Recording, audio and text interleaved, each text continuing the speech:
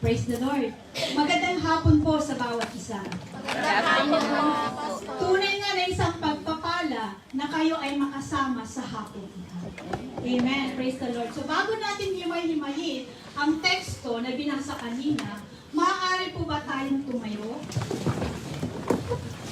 At manatili sa diwa ng pagsamba na may kalakip na paggalang at pagpapahalaga sa kanyang dakilang presensya at paggalang at pagrespeto sa pagkabasa ng kanyang buhay at makapangyarihan niyang salita.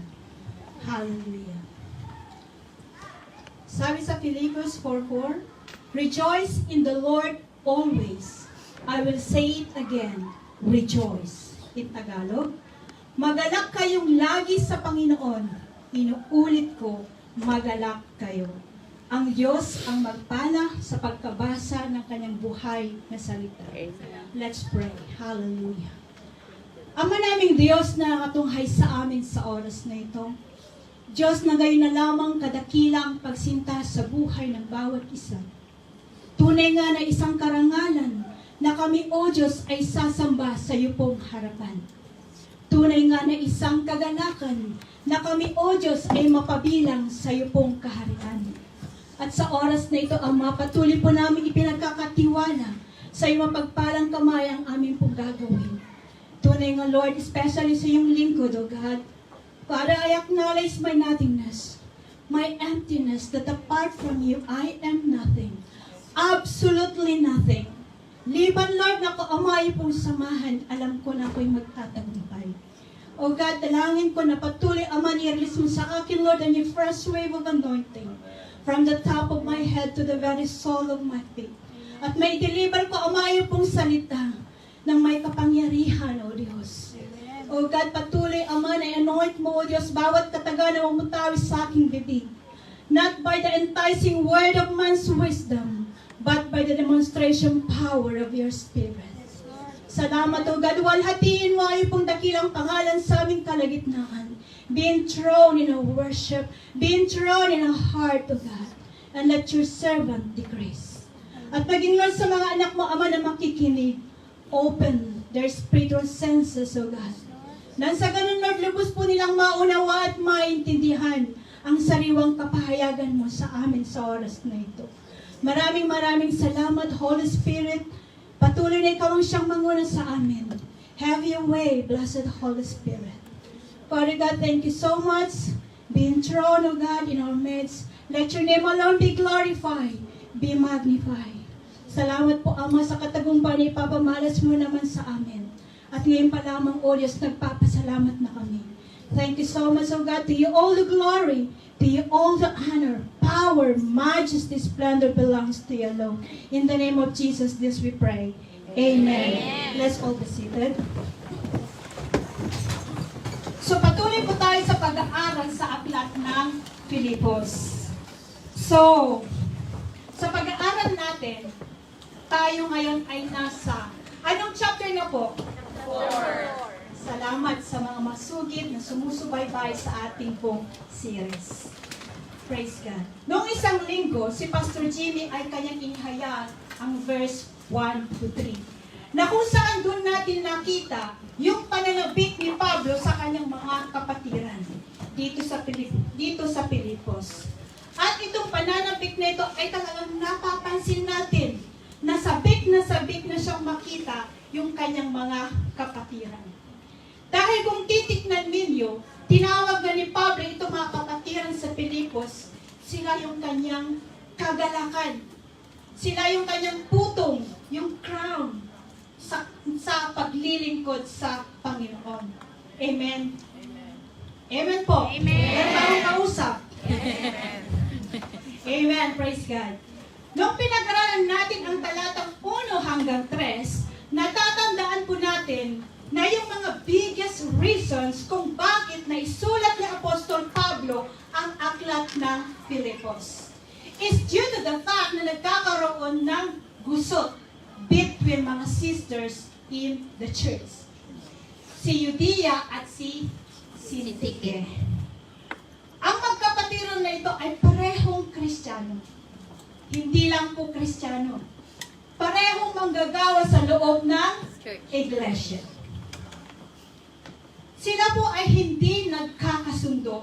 Kaya naman sabi ng Biblia, kailangan nating magkasundo dahil ito po ay hadlang sa pagpapalaganap ng salita ng Diyos. At ayon sa ating napag-aralan last week, hindi natin masasabi na kakaisa ang iglesia kung hindi sila iisa sa gawa, sa layunin at sa pananampalataya. Amen po ba? Amen. And that's the reason why nakita natin na sila'y dapat pagkaisa at magkasundo bilang magkapatid sa Panginoon. Bilang mga kapatiran, kung mahal natin ang ating mga kapatid, mamagitan tayo. Tulungan natin na maisaayos kung meron mang mga hidwaan sa loob ng iglesia. Amen. Bakit po? Yun ang ating responsibilidad bilang magkakapatid sa Panginoon. Amen? Amen. Salamat sa nag-amen. Pagkatapos banggitin ni Pablo ang issue tungkol kina Judea at Syntyche at patuloy niyang hinikayat ang iglesia sa Pilipos na ang sabi niya dapat silang magpakatatag sa Panginoon. Lalo na't marami silang hinaharap na pag-uusig at pagsubok. So, ating tatalakayin ang verse 4. Intro pa lamang yan, mga kapatid. Ang title ng ating mensahe sa hapong ito ay Rejoice in the Lord Always. At meron po tayong tatlong outline. Siguro nagtataka kayo, isa lang yung verse. Sabihin ng iba, mabilis lang. Pero tignan po natin. Number 1, this joy is to be experienced always.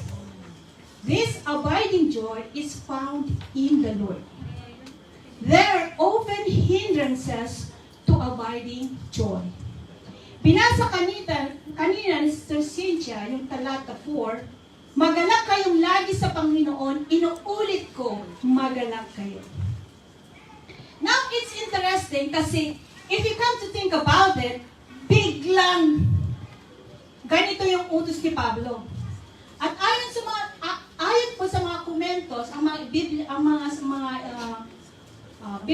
Bible scholar, they are saying that this is a new teaching within chapter 4. Nang ibig sabihin, when you look at the argument, bigla na lang lumitaw yung sabihin ni Pablo na magalak kayo. Now the question, bakit biglaan na itinuro ni Apostol Pablo na sila ay magalak? And secondly, ano ang ibig sabihin na gumalak tayo sa Panginoon? Because when you think about the word magalak, sa English, joy. So Paul uses the word joy 16 times in these epistles.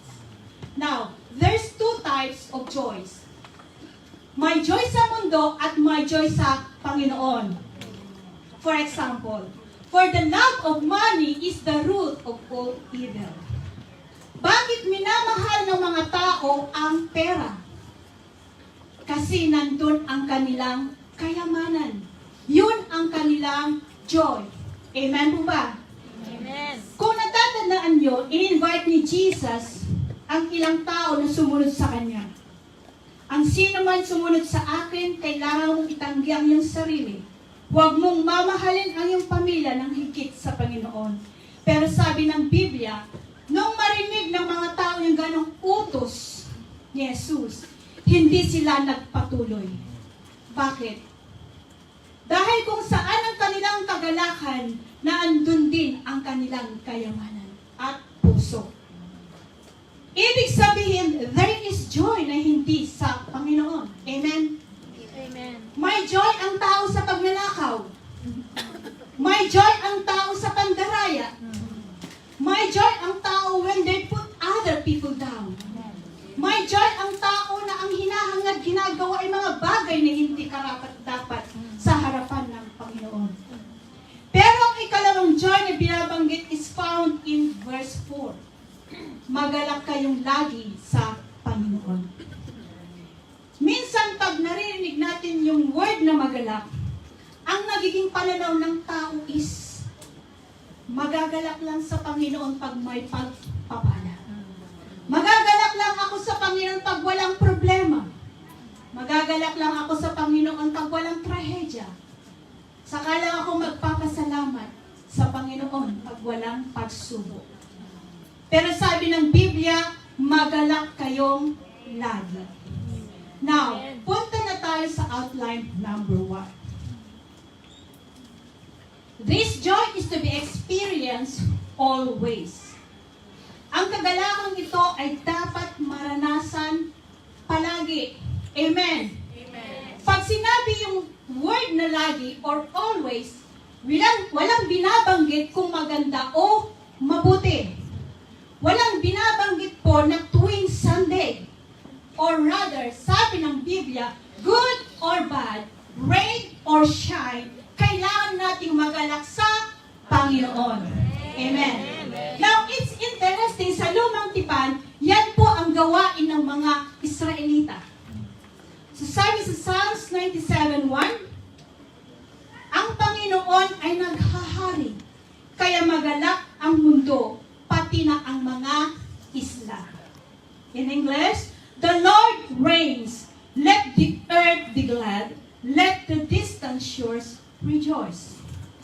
Bakit sinabi ng may akda ng Salmo na mag-rejoice ang mundo at mga isla? Now, if you come to think about it, mga kapatid, kaya nagagalak ang mga tao dahil may rason. Amen. For example, nagkaroon ng birthday. Let's say they turn 47 or 60. Siyempre nagagalak po sila, di po ba? Dahil narating nila yung ganong edad. Lalo na pag maraming handa at maraming bisita. Pero pag tinanong mo siya, sis, ilang taon ka na?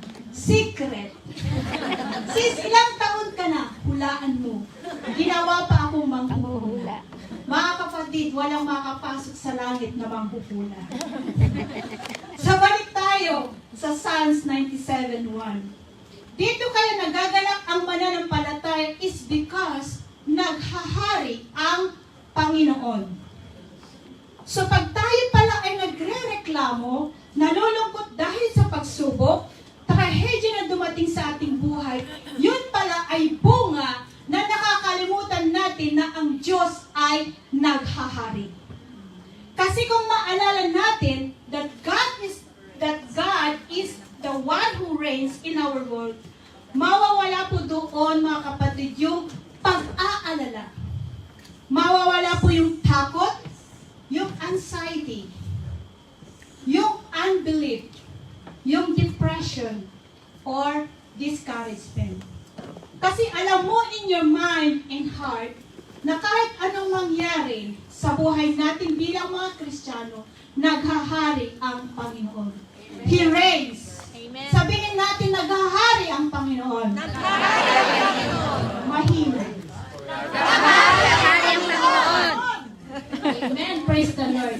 Nang ibig sabihin, pag sinabi ng Biblia, naghahari ang Diyos, siya ang may hawak ng lahat ng bagay. Amen. Then sabi sa Psalms 100 verse 1 to 2, kayong mga tao sa buong mundo, sumigaw kayo ng may kagalakan sa Panginoon. Paglingkuran nyo ng may kagalakan ang Panginoon. Lumapit kayo sa Kanya na umaawit sa tuwa.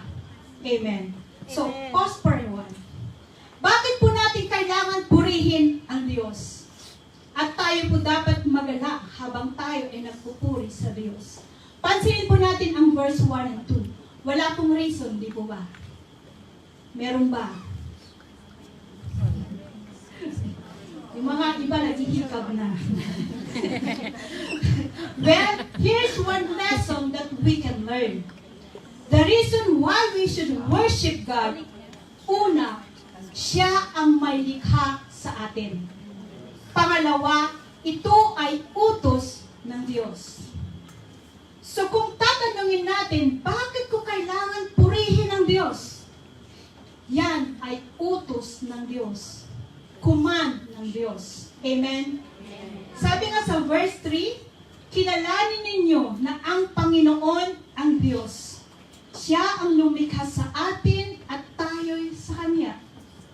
Tayo'y Kanyang mga mamamayan na parang mga tupa, na Kanyang inaalagaan sa Kanyang pastulan.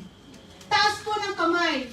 Sino ho dito ang tupa ng Diyos? Amen! How about yung mga hindi nagtaas? Ano ho kayo? Kung kayo ay tupa ng Diyos, sabi ng Biblia, magalak tayo lagi sa Panginoon. Amen! Amen! Paano hindi nakita yung kagalakan sa inyong mukha? So, bakit nga ba tayo magalak sa Panginoon? Kasi inaalagaan niya tayo. Amen. Paano niya tayo inaalagaan? Iningatan niya tayo this day. Amen. Nakapunta tayo dito safely this day. Amen. Nagising tayo for another day. Amen. Pinahaba na naman ng Diyos ang ating buhay. Amen. Bagamat may mga nararamdaman tayo, may hinaharap tayo, o maaaring may dinadala tayo, sabi ng Biblia, magalak pa rin tayo sa Panginoon. Kasi siya ang nag-aalaga sa atin. Amen. Amen. Ngayon nakita natin sa bawat teksto na nagsasabi, magalak tayo sa Panginoon. Lagi may rason. Amen. Amen. Una, siya ay naghahari. Pangalawa, siya ang may likha at siya ang nag-aalaga sa atin. Amen. Pero bakit sinabi ni Pablo kanina sa Filipos, magalak tayo sa Panginoon at inuulit ko, magalak tayo? Well, ito po ang rason kung bakit nais niya na ang mga taga-Filipos ay magalak. Balikan natin ang Filipos chapter 1 verse 3 to 6 rather. Basahin po natin.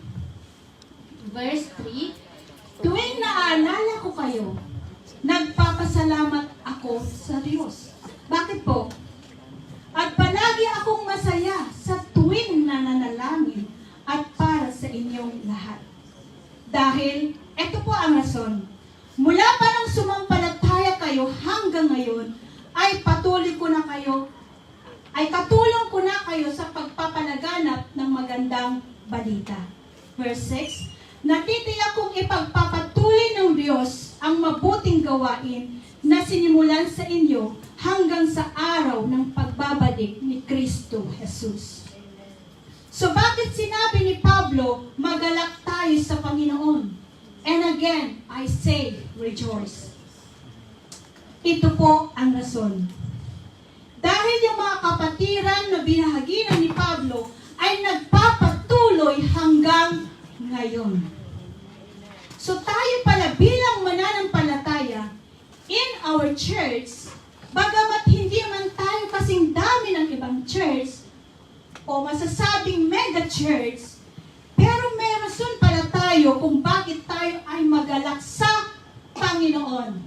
Amen. Ako po ay nagagalak dahil may mga kapatiran tayo in the church. Dati tahimik, pero ginagamit na ng Diyos na magbahagi ng kanyang salita. Isa na po ako diyan. Ako po yung taong tahimik, mahiyain na tao, ordinaryong babae at walang pinag-aralan. Sa habag at awa ng Panginoon, nasa inyong harapan, binabahagi ang salita ng Panginoon. Walang hiyang ibinabahagi ang salita ng ating Panginoon. Blessed be the name.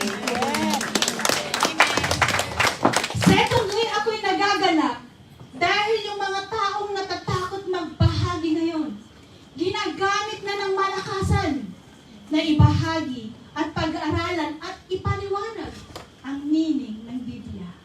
Amen? Ako'y nagagalak dahil kahit hindi po tayo kasing dami, gaya ng ibang churches, pero meron naman matuto at nagpapagamit damit. Amen? Amen. So kitang-kita natin, when the Bible says, magalak tayo always, there is always reason to rejoice in the Lord. Amen. Amen? Amen. Pero, not a lot of people see this.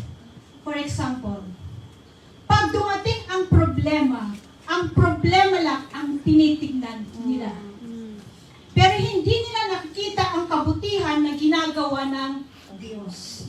For example, may narinig tayo na negatibo, may nakita tayo, may naramdaman tayo, yun ang tinutuon natin ng pansin. Hindi natin nakikita ang mabuting bagay na ginagawa ng Diyos. May damit tayo, may pagkain tayo, we have a roof over our head. Pinagpapala tayo ng Diyos for another day to live. Kaya kailangan natin purihin ang Panginoon araw-araw. Always. Amen. Amen. Pero kung titignan natin yung mga tao sa labas, naghihirap, walang makain, walang maisuot na damit. And yet, tayo bilang mananampalataya should know even more better kasi inaalagaan tayo ng Diyos. Amen.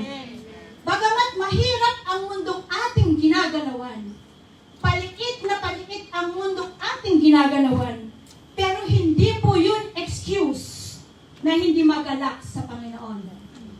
Amen. Amen. Another reason why na maituturing ni Pablo na magalak sila lagi is because kung babasahin natin sa talata sa Filipos 1:18-19, basahin po natin. Pero walang anuman ang lahat ng iyon sa akin. Nagagalak pa nga ako sa mga pangyayari. Dahil kahit papano na ipapangaral si Kristo, tama man umali ang hangarin nila. At patuloy akong nagagalak. Verse 19, dahil alam ko na sa pamamagitan ng mga panalangin ninyo at sa tulong ng Espiritu ni Kristo Jesus ay makakalaya ako. So, pause tayo dito. Di ba ang aklat ni Filipos is a prison letter? Di ba nakakulong po si Pablo? Nabilanggo po siya dahil sa pangangaral ng magandang balita. So, ilan po dito na masasabi natin in our personal lives, kung tayo ay makulong at nagkakaroon pa ng problema sa church, masasabi ba natin na nagagalak ako? Walang nagigilin. Si Pablo, iba po. Nakulong na siya, nagkakaroon pa ng problema sa iglesia, meron pang kapatiran na iniinsulto siya, and yet, nagawa pa niyang masabi, nagagalak ako sa Panginoon. Bakit po? Kasi hindi niya tinitignan yung pagsubok sa kanyang harapan. Ang tinitignan niya yung ginagawa ng Diyos, yung layunin ng Diyos. Because there is a reason kung bakit siya nakulong. Bagamat ang gobyerno ang nagpakulong kay Pilipos, pero in the bigger picture, hindi magagawa ng gobyerno na ipakulong si Pablo kung hindi pinahintulutan ng Diyos. At bakit po siya natuwa? Dahil nung siya'y nakulong, may mga preso, may mga gwardya na nakarinig pa sa pangangaral ni Pablo. Kaya po siya nagagalak. Amen. Minsan sa atin, nagtatanong tayo sa Panginoon, bakit nangyayari sa akin ito? Bakit nangyayari sa akin ito, Lord? Bakit hindi na lang siya? Dapat magpasalamat tayo sa Panginoon. Amen. Dahil po may rason kung bakit nangyayari kung ano man ang pinagdadaanan mo ngayon. Amen. Amen. Upang maging instrumento ka at hindi hindi lamang yung patotoo sa ibang tao na dumaranas din ng ganitong klaseng problema. Amen. Amen. Dahil sa kahinaan ng laman, pag tayo ay nakakaranas ng negatibong problema, hindi galak, hindi tuwa, hindi pasasalamat ang lumalabas sa ating bibig. Aray ba? Yes. Halimbawa, punta tayo sa Filipos 2:14. Gawin ninyo ang lahat ng walang reklamo o pagtatalo. Uulitin ko. Gawin ninyo ang lahat ng walang reklamo o pagtatalo. Think about that, kapatid. Nakakulong si Pablo. May mga kapatiran na iinggit sa kanya. May nakapasok pa na false teachers ayon sa chapter 3. At siya pa rin ang nagtuturo, huwag kayong magre-reklamo. Amen. Amen. So kung tutusin, hindi naman nakulong yung mga taga-Filipos. Hindi naman yung mga taga-Filipos ang inaatake ng ibang kapatiran, kundi si Pablo. And yet, kung sino pa yung nakulong, kung sino pa yung iniinsulto, kung sino pa yung inuusig, siya pa yung nagsasabing, nagagalak ako sa Panginoon. Amen. At siya pa rin ang nagsasabi, huwag kayong magre-reklamo. Amen. Amen. Think about that, mga kapatid. Gusto niyo bang gayahin si Pablo? Amen. Walang nag-amen. Praise the Lord. Minsan, merong akong tinanong na kapatiran. Kung pwede ka mamili ng isang pagsubok sa dalawang lingkod ng Diyos, sino ang pipiliin mo? Ang pagsubok ni Job o ang pagsubok ni Moses?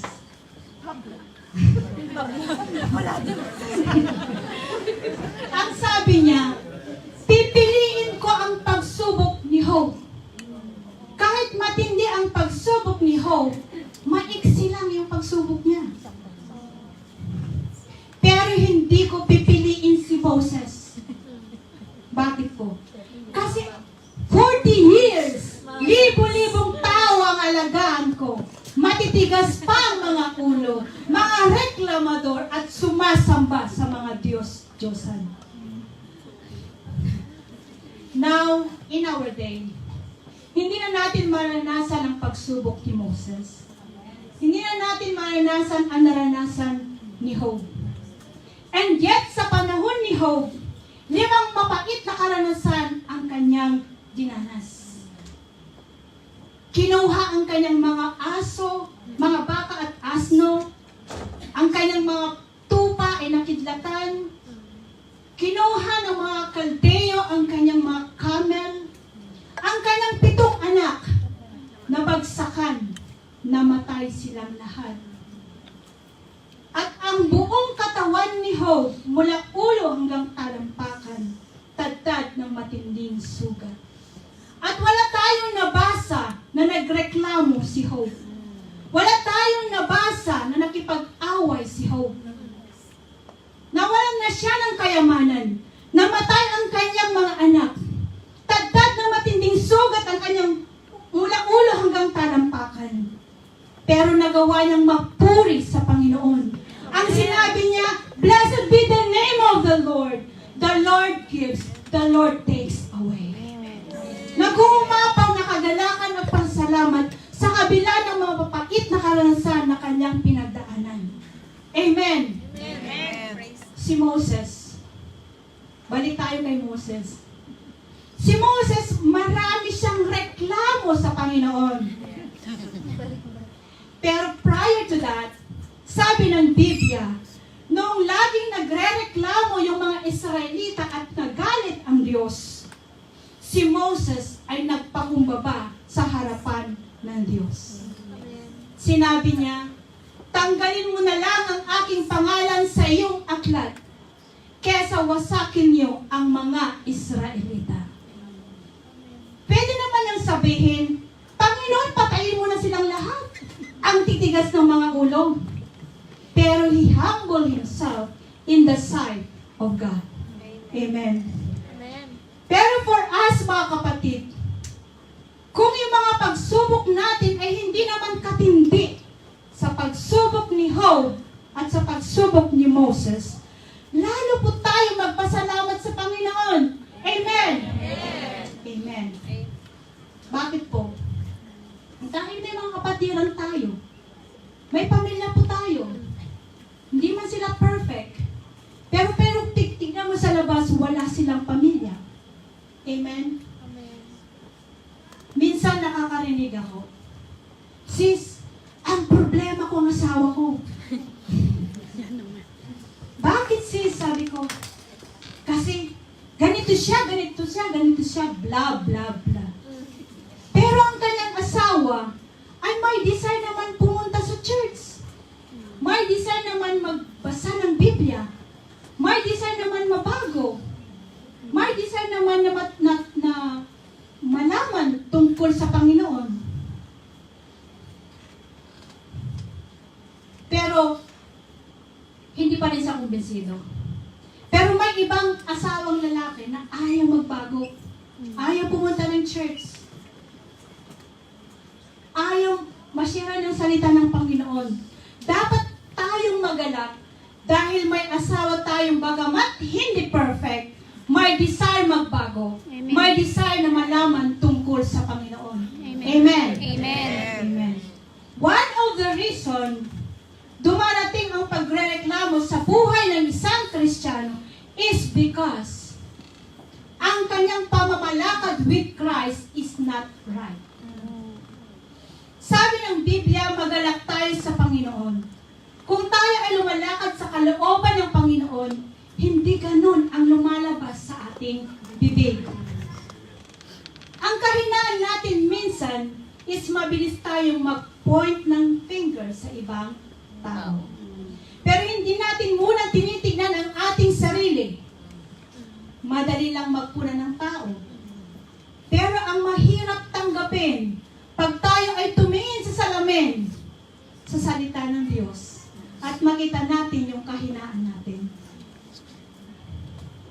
Mga kapatid, have you ever tried pointing the finger back to ourselves? When we start to realize that Christ is everything, doon po natin mararanasan yung kagalakan sa Panginoon. Biro mo, nakakulong si Pablo. Binabantayan ng gwardya, pero nagagalak pa rin siya sa Panginoon. Bakit po? Anong sikreto ni Pablo? Kasi alam niya, walang bagay that happens in this world that is not under the control of God. Amen. Pinapabayaan ba tayo ng Lord? No. Kahit once. No. Itaas ang kamay. Kahit segundo lang. Taas mo ang iyong kamay. Never ever. Hindi po natin magawa, di po ba? Amen. Dahil iniingatan tayo ng Panginoon. Amen. Praise the Lord. Hallelujah. And the reason why dumarating yung pagrereklamo, dahil nakatingin tayo sa circumstances rather sa Diyos. Pag nakatingin ka sa Diyos, hindi mo magagawa ang magreklamo. Amen. Totoo ba? Amen. Hindi mo magagawa ang magtampo sa Panginoon. Amen. Hindi mo magagawa ang mag-alala. Because nakatingin ka sa Diyos. Amen. Amen. Ang sinimula ng Diyos sa atin ay siya din ang bahala throughout the process. Siya ay tumawag sa atin. Siya ang mag-aalaga sa atin. Siya ang nagbigay ng buhay sa atin. Siya pa din ang magpapatuloy na buhayin tayo no matter what happens. Amen. Amen. So, tignan niyo dito sa Matthew 6:25-33. Napakaganda po nito, sabi ng Biblia, sa verse 25, "Kaya't sinasabi ko sa inyo, huwag kayong mag-alala tungkol sa inyong buhay, kung ano ang inyong kakainin iinumin o susuotin. Dahil kung binigyan kayo ng Diyos ng buhay, siguradong bibigyan din niya kayo ng pagkain at isusuot. Sino dito buhay? Amen. Pangako ng Diyos yan. Bibigyan niya kayo ng pagkain at isusuot. Verse 26, tignan niyo ang mga ibon sa himpapawid. Hindi sila nagtatanim o nag-aani o nag-iipon ng pagkain sa bodega. Ngunit, pinapakain sila ng inyong amang nasa langit. Hindi ba't mas mahalaga kayo kaysa sa mga ibon? Totoo yan, mga kapatid. We are much more valuable than the birds and the flowers. Amen. Sino sa inyo ang makakapagpahaba ng kanyang buhay ng kahit isang saglit lang sa pamamagitan ng pag-aalala? At bakit kayo nag-aalala tungkol sa pananamit? Tignan ninyo ang mga bulaklak na tumutubo sa parang. Hindi sila nagtatrabaho o naghahabi. Verse 29, ngunit sasabihin ko sa inyo, kahit si Solomon ay hindi nakapagsuot ng damit na kasing ganda ng mga bulaklak na ito sa kabila ng kanyang karangyaan. Verse 30, kung dinadamitan ng Diyos ng ganito ang mga damo sa parang, na buhay ngayon, pero kinabukasan ay malalanta at susunugin, kayo pa kaya kay liit ng inyong pananampalataya. Ano yung sinabi doon? Hindi niya sinabing kay liit ng iyong sahod. Hindi niya sinabing kay liit ng iyong bahay pagkain. Ang sinabi niya, kay liit ng iyong pananampalataya. Verse 31, kaya huwag kayong mag-alala kung ano ang inyong kakainin, iinumin o susuotin. Referring sa kasuotan. Pag sinabing sis, may event, ang pinoproblema natin, damit. Wala akong may suot sis. May relate? So verse 32, ang mga bagay na ito ay pinapahalagaan ng mga taong hindi kumikilala sa Diyos. Ngunit, alam ng inyong amang nasa langit na kailangan nyo ang mga bagay na ito. So, ang pagrereklamo pala, ugali ng isang taong hindi kumikilala sa Diyos. Pag sinabing ugali, yun ang bukang bibig ng mga hindi mananampalataya. Pero sabi ng Biblia, pansinin po natin, ngunit alam ng inyong amang nasa langit na kailangan nyo ang mga bagay na to. Now look at this. Sabi ng Biblia, alam ng iyong ama. Hindi sinabi na alam ng Diyos, kundi alam ng iyong ama. Pag sinabing iyong ama, He's your God, He's your Father. Amen. Siya ang Diyos natin. So kung ang tao po ay may Diyos, at ang Diyos na yon, ang Ama, Anak, at ang Espiritu Santo, alam niya ang ating pangangailangan. Amen. Amen. Verse 33, kaya unahin ninyo ang mapabilang sa kaharian ng Diyos, at ang pagsunod sa kanyang kalooban, at ibibigay niya ang lahat ng pangangailangan ninyo. Amen. Mga kapatid, pag inuuna natin ang kalooban ng Diyos at hindi natin inuuna ang mga makamundong bagay, tutugunin ng ating Diyos ang ating mga pangailangan. Amen. Sabi nga sa Kawikaan 16:1, ang pagplano nasa tao, pero ang Diyos pa rin ang magpapasya kung matutupad yung plano na yun. Marami tayong mga pinaplano, di po ba? Nais ko to, etc., etc. Kung hindi pala kalooban ng Diyos, hindi magaganap. Amen. Then sabi sa verse 34, kaya huwag na kayong mag-alala tungkol sa kinabukasan, dahil ang bukas ay may sarili ng alalahanin. Sapat na ang mga alalahaning dumarating sa bawat araw. No, ang ibig sabihin pala,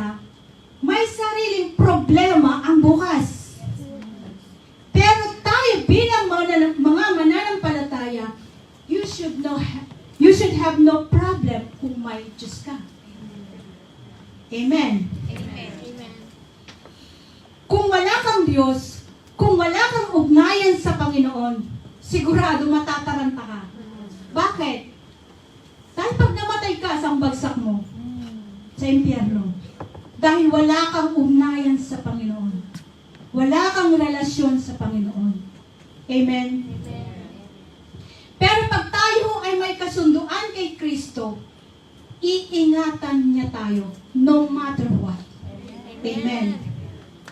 Di ba minsan dumarating sa atin pag tayo ay punong-puno ng mga problema? Minsan wala tayong kinakausap. Nakakulong. Nag-iisa. Paikot-ikot. Naglalakad. Paano to? Paano to? Paano to? Kinakausap ang sarili. Hindi mo na malayan yung basahan na punta na sa rep. Yung rice cooker mo napunta na sa cabinet sa sobrang pag-iisip. Sa sobrang pag-aalala. Sinong relate dito?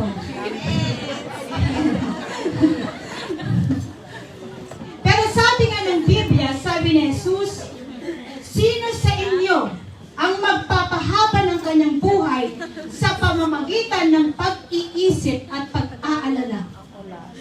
Wala. Kung sa pamamagitan ng pag-iisip at pag-aalala ay hahaba ang aking buhay, tatangkad pa ako, I would do so. Mauna na ako dyan.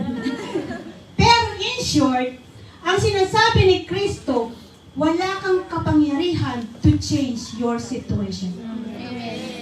Because it's not up to you, it's up to God. So ibigay mo na lang sa Panginoon, kapatid. Amen. Kaya nga sinabi sa 1 Peter 5:7, ito po ay isang katuruan ni Pedro sa mga inuusig na Kristiyano. Cast all your anxiety on Him because He cares for you. Sino po dito ang may anxiety? Lahat tayo, di ba? Amen. Minsan nagkakaroon tayo ng anxiety.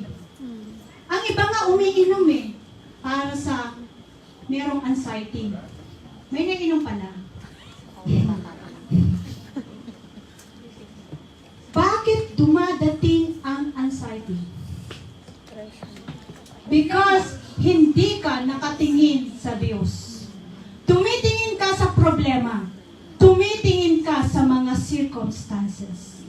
And that's the reason why lumalabas ang pagrereklamo. Kasi yun ang nakatanim sa ating puso. From the abundance of the heart, the mouth speaks. Ganon po yun. Sabi ng Biblia, cast your cares on Him. Ano po yung cares natin?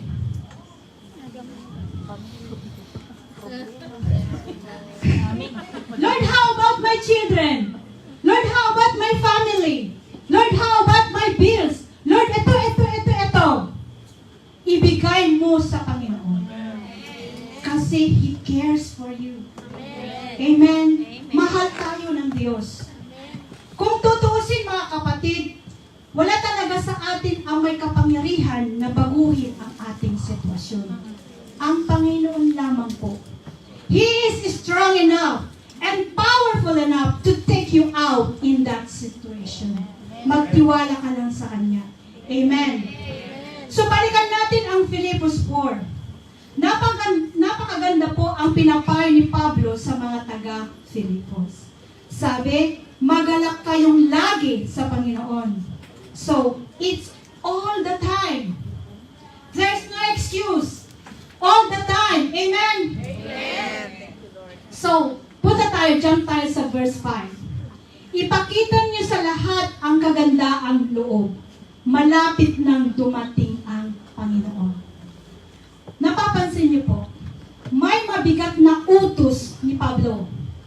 Una, magalak tayo sa Panginoon all the time. Mahirap, di po ba? Lalo na pag meron kang pinagdadaanan.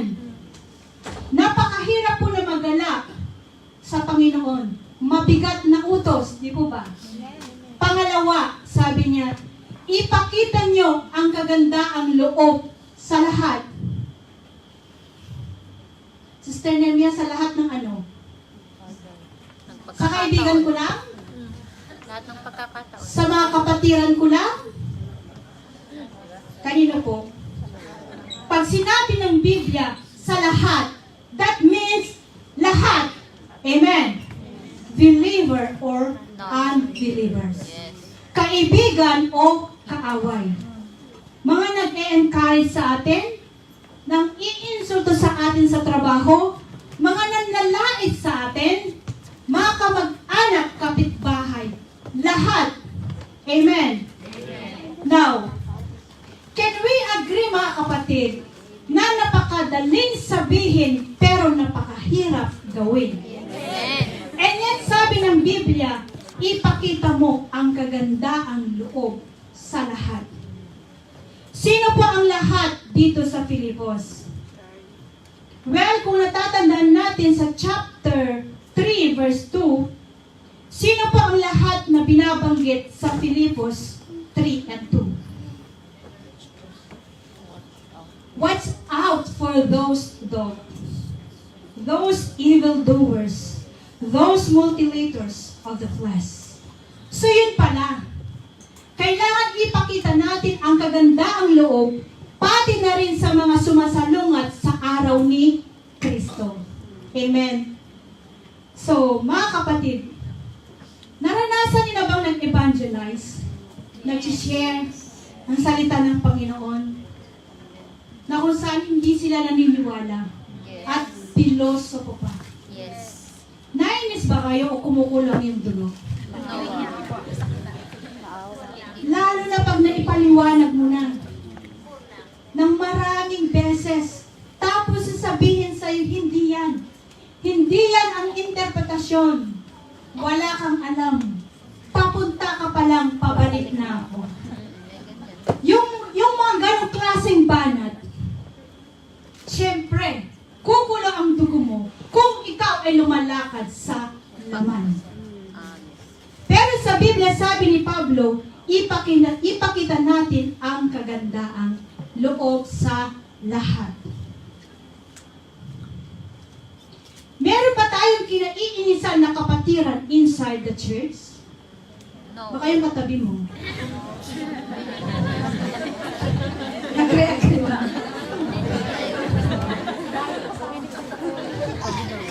Sabihin nyo, sis, masyadong maganda. Ipakita mo ang kagandahan mo. Sis, masyadong tahimik. Ipakita mo pa rin ang kagandaang loob. Sis, masyadong tahimik, parang pader. Kahit kinakausap ko, hindi nagsasalita. Ipakita mo pa rin ang kagandaang loob na natutunan mo kay Kristo. Amen. Pwede ka mainis. Pwede ka manglait kung perpekto ka. Sino ang perpekto dito? Taas ang kamay.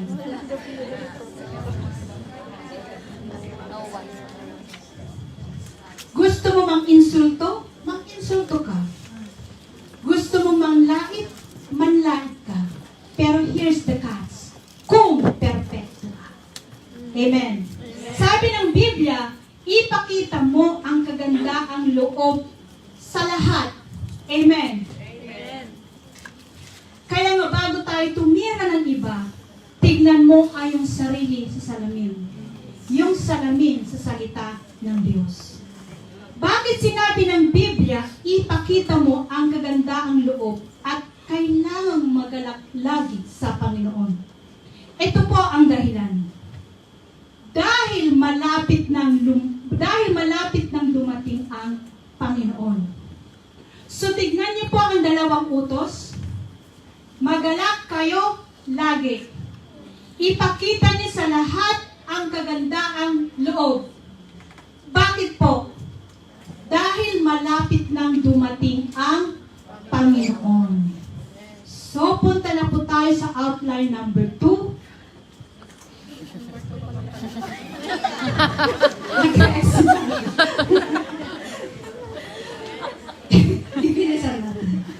This abiding joy is found in the Lord. Ang patuloy na natili sa kagalakang ito ay matatagpuan sa Panginoon. Panginoon. Letter A, there may be temporary joy. Maaring may pansamantalang kaligayahan o kagalakan. Ano po mga yon? In drugs, including alcohol and tobacco. Tobacco. In sexual pleasure, whether lawful or unlawful. In material acquisitions, sa pagkuha ng material na bagay. Ito po ay mga pansamantalang kaligayahan lamang. Amen. Amen. Sabi nga sa Kawikaan 23:5, dahil ang kayamanan ay madaling mawala at tila may pakpak na lumilipad sa kawalan tulad ng isang agila. Sabi din sa Hebrew 11:25, mas ginusto niyang nakibahagi sa paghihirap na dinaranas ng mga taong sakop ng Diyos kaysa lasapin ang mga panandaliang kaligayahan na dulot ng kasalanan. So letter B, but the joy that abides is only in the Lord. Ngunit ang kagalakan na nananatili ay sa Panginoon lamang matatagpuan. That which comes from a personal, living, and fruitful relationship with the Lord. Tanong ko, bakit sa Panginoon? Why rejoice in the Lord? Alam niyo ho kung bakit? Dahil ang tunay na kagalakan ay pwede lang manggaling sa kaalaman natin na kung saan yung katotohanan na tayo ay nakikiisa sa ating Panginoong Jesus. Dapat naiintindihan natin ang sakripisyo na ginawa ni Jesus doon sa cross ng Kalbaryo upang tayo ay maligtas. Kapag naiintindihan natin lahat yan, ikaw ay siguradong magagalak. Amen? Kahit ikaw ay nasa kalagitnaan ng matinding pagsubok. Dahil itong kagalakan na ito ay pwede lamang nanggagaling sa pagkakilala mo kay Kristo Jesus. Amen? Amen. Kapag kilala mo ang Diyos mo, sigurado, magagalak ka katulad ni Pablo, na lahat ng bagay ay itinuring niyang kalugihan, kawalan. Ano po yung lugi? Walang kita. Bakit wala ako kita? Kasi liit mata. Inigising ko lang diwan mo kasi parang tinuring ni Pablo ng lahat ng bagay ay kawalan. Walang kabuluhan. Lahat ng kanyang nakamtan dito ay itinuring niyang basura.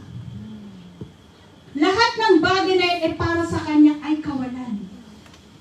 Kaya kahit nasa kalagitnaan siya ng paghihirap, kahit siya ay nakabilanggo, mayroon siyang kagalakan. Katulad na lang sa Filipos, chapter 1, verse 12 to 18. Mahaba po, pero kailangan nating basahin. Nagugutom na ba kayo? Samahan niyo ako.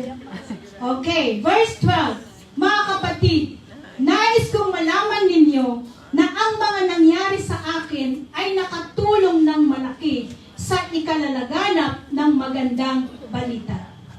Sapagkat alam na ng lahat ng gwardiya sa palasyo at ng iba pang narito na nabilanggo ako dahil sa pagsunod ko kay Kristo. Dahil din sa pagkabilanggo ko, lalo pang tumibay ang pananampalataya ng karamihan sa ating mga kapatid sa Panginoon at lalo na rin silang tumapang sa pagpapahayag ng magandang balita. Verse 15. Totoong may ilan yan na nangangaral lang tungkol kay Kristo dahil naiinggit sila sa akin at gusto nila ipakita na mas magaling sila kaysa sa akin. Ngunit may ilan din namang tapat ang hangarin sa pag-aaral. Nangangaral sila dahil sa pagmamahal at alam nilang dinala ako rito ng Diyos para ipagtanggol ang magandang balita. Ang mga taong naiinggit ay hindi tapat sa pangangaral nila tungkol kay Kristo. Ginagawa nila ito dahil sa pansariling hangarin. Inaakala nilang lalo pang madagdagan ang mga paghihirap ko sa bilangguan dahil sa ginawa nila. Verse 18. Pero walang anuman ang lahat ng iyon sa akin. Nagagalak pa nga ako sa mga pangyayari dahil kahit papano na ipapangaral si Kristo, tama man umali ang hangarin nila at patuloy akong magagalak. Bakit nagagalak si Pablo? Dahil ba siya'y nakulong? Dahil ba siya'y nakabilanggo? Hindi ho. Siya ay nagagalak dahil sa kinalabasan ng kanyang pagkabilanggo. Ano po ang kinalabasan? Spread the gospel. Pagpapalaganap lalo ng Ebanghelyo. Kung ito man daw ay ginagawa sa pagkukunwari, katotohanan, hindi na importante sa kanya. As long as na ipapahayag ang Ebanghelyo ng Diyos, siya ay nagagalak at patuloy na magagalak. Amen. Praise the Lord. Outline number 3. Alam ko gutom na kayo. There are often hindrances to abiding Diyon. Kadalasan ay may mga hadlang sa pananatili sa kagalakan. Ano po yun? Sas. Memories of past failures. Mga mapait na karanasan. Mga alaala ng mga nakaraang kabiguan. So, gayon pa man, si Pablo ay nagbigay ng solusyon. Amen. Basahin natin sa Filipos 3:12-14. Hindi sa nakamtan ko na ang mga bagay nito. Hindi rin sa ako'y ganap na. Ngunit sinisikap kong maisakatuparan ang layunin ni Kristo Jesus nang tawagin niya ako. Verse 13. Mga kapatid, hindi ko ipinapalagay na natupad ko ng mga bagay nito. Ang ginagawa ko ngayon, nililimot ang nakaraan at sinisikap na makamtan ang nasa hinaharap. Verse 14, nagpapatuloy nga ako tungo sa hangganan upang kamtan ang gantimpala ng pagkatawag sa akin ng Diyos sa pamamagitan ni Kristo Jesus, ang buhay na hahantong sa langit. Ano po yung sabi sa verse 13? Ano sabi? Nililimot ang nakaraan. Now, anong ibig sabihin ng Apostol Pablo na dapat kalimutan na ang nakaraan? Mga kapatid, yung tinatawag na bad influence. Kasi nung una, si Pablo po ay naging bad influence din po siya. Bakit? Kasi inuusig niya ang iglesia, yung church. Siya pa ngayon nanguna sa pagpatay kay Stephen. Amen?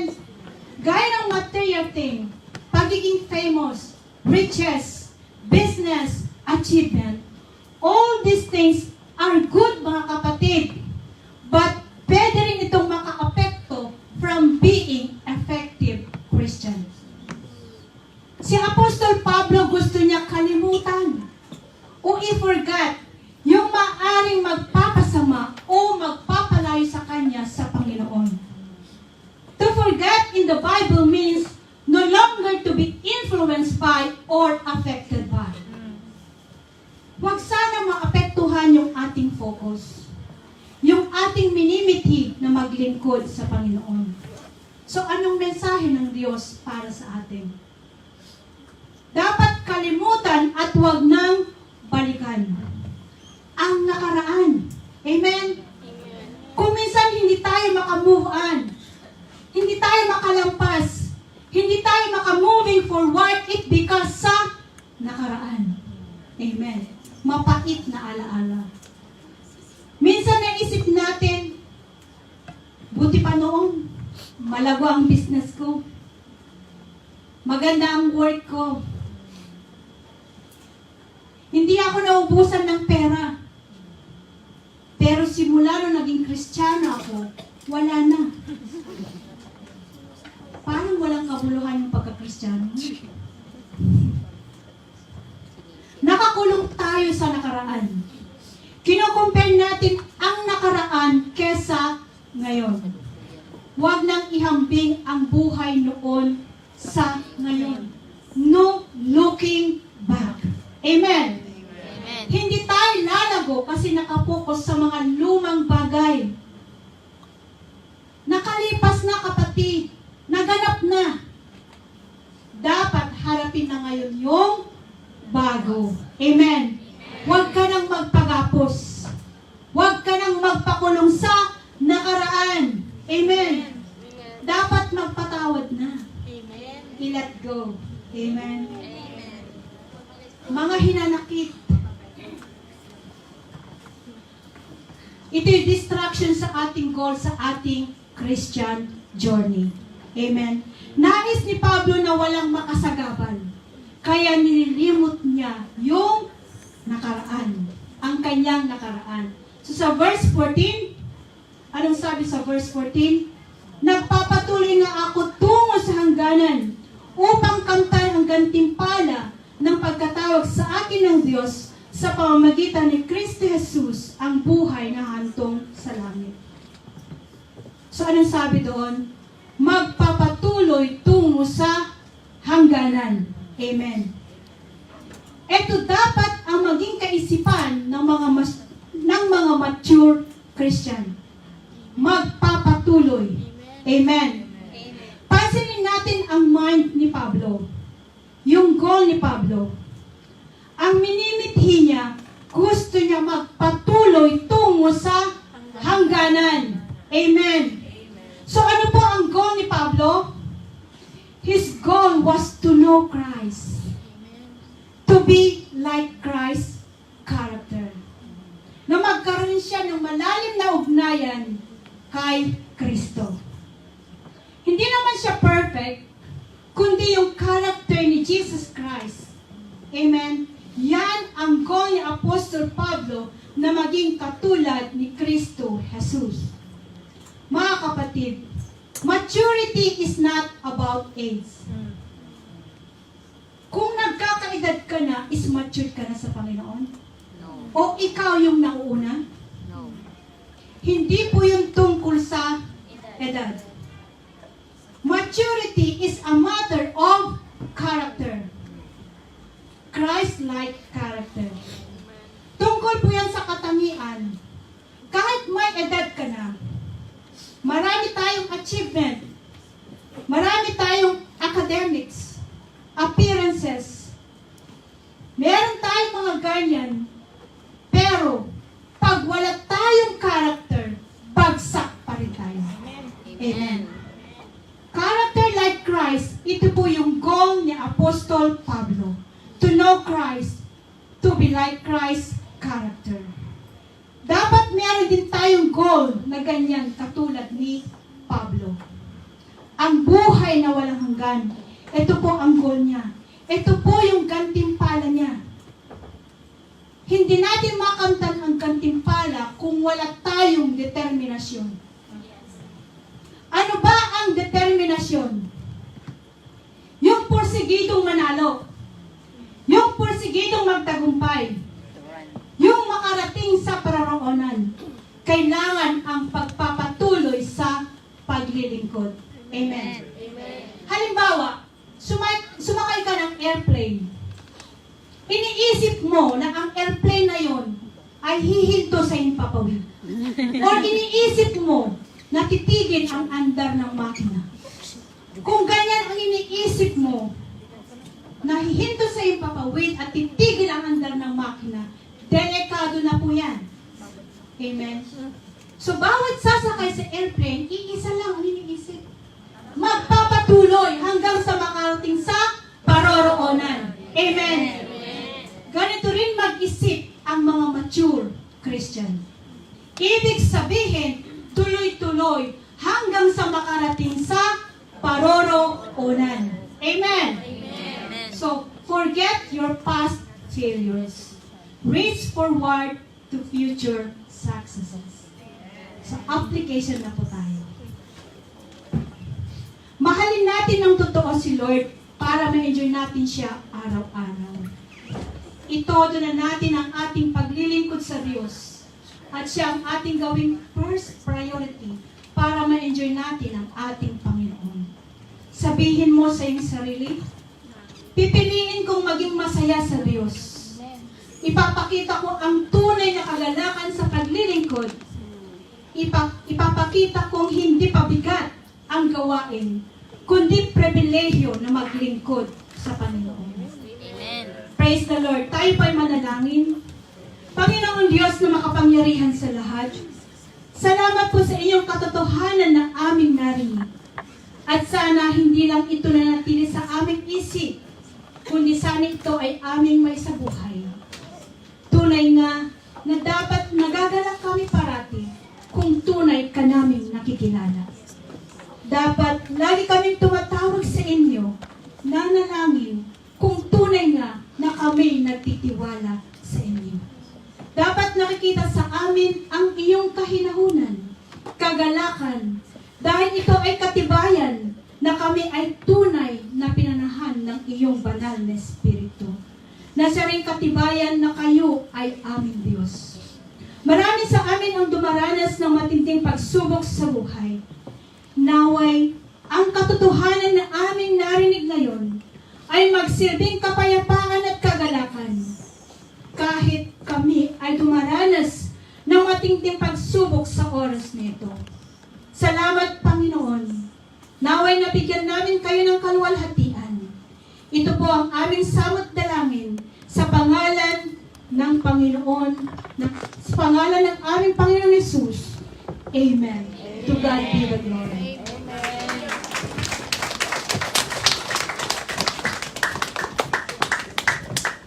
Amen.